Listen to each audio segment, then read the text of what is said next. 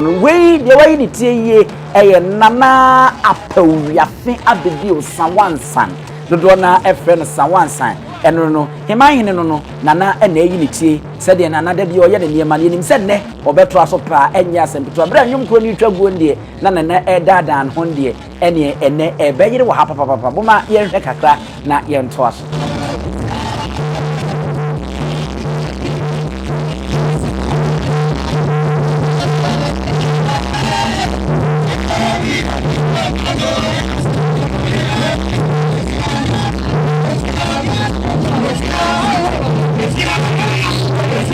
Abusia na jese nana Apau Wiafe Ababio Sanwoansan hemahene ena wono nso ne dom na trankunwa wono ba de nana enso adigye agidi e wa Asante mantam ne Ghana hanyina ene nasa asa wosa ema no ye nwanwa na eye sonko ahoden so ene anibra so a sabie ko to amambra ne fen ya asa no nana ontoto nase na onfa eni agoro e wo hono mo apetebie se mo beka ya kwa abere e hono mo e na ofiri na kwa abere ahemfo no de wo mu nyina so ya kunyi pa wa asemu apetebie na se kire nyina ene setete no eye aboa bi asabio wona ma no wodi ni bia e de ato na chi a wonya na din se obema obi asomuo na wodi anya emoa eno na nansen ye na nanom kwa abere fo tenase na wono ehye fa wono di tudwa se ene de wono asasa sa apetebie din na ene wo mu nyina obi abetini atibi na wodi ama obi na wadibia tanse sede abusabie ko to Asante kotoko se obaakofo nsa enso nyame anikata enu nti saa etimupo no wo mo yefu a wo mo nyina ka bom no obi aboabo mo se ne be ya kwa abere a na wono mo kwaye abere ne nuane ne niema bebre wo mo nti efes we de kwaye abere eno no eho ena nana Apau Wiafe Ababio Sanwoansan saa ekuro no na sempeso ya no so ena ofiri heman eho ena ewo nana bedi asa kakra na me yenhwe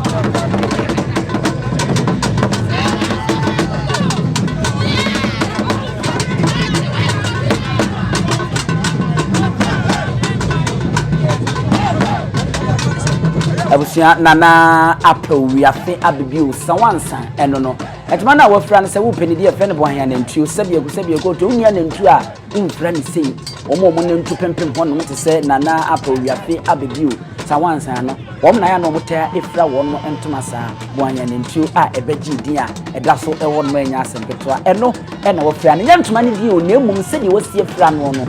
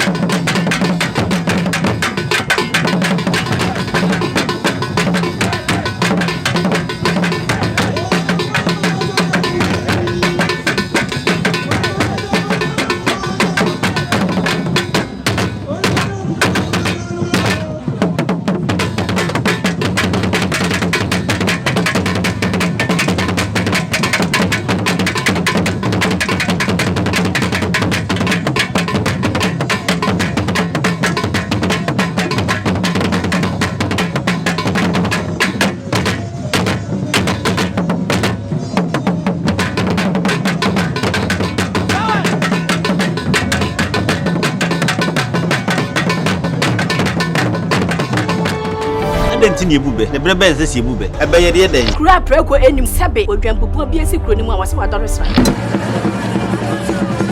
Tanyini wantena fie ema aseduamfo blani pie frimantam bahin se pin enye nkwande wa na yesotro no wa ansa na odi asebe fita na no makode ebrensi am wa wotua ne nsem mojabmo ni mu hu bi duanani wie klaman wo ye sofo kra wonye yie bi tontonte ye no nsane ye fa NYANSAPO